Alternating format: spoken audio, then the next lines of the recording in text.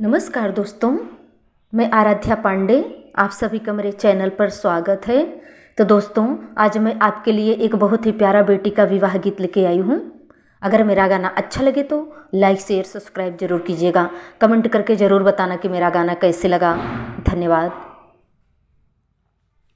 यहीं पार गंगा रे वहीं पार यमुना, बिचवा पड़ेला बलुआ रे तेरे। वही बालो रे तवा में बाबा का बगीचा, फूलेवा फूलेला कचेना रे। वही बालो रे तवा में बाबा का बगीचा, फूलवा फूलेला कचेना रे।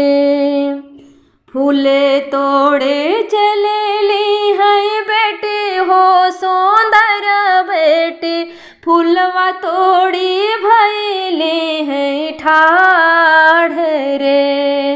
घोड़ावा चढ़ल आवै दुल्हा कवन दुल्हा, धरेली गोरे गोरे बाह रे।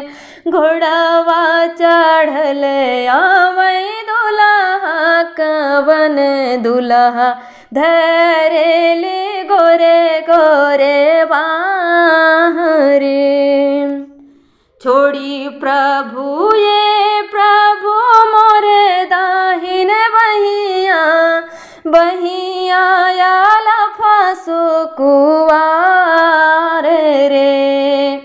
पापा मोर देखी है तालाज मोर जई है, सभावा में सिर झुकी जाई जी। पापा मोर देखी है तालाज मोर जई है, सभावा मा सिर झुकी जाई रे। चाचा मोरा देखी है तालाज मोड़ी डटी है, सभावा मा सिर झुकी जाई रे। चाचा मोरा देखी है तालाज मोड़ी डटी है, सभावा मा सिर झुकी जाई रे। यहीं पारे गंगा रे वहीं पारे यमुना, बिचवा पड़ेला बलुआ रे तेरे।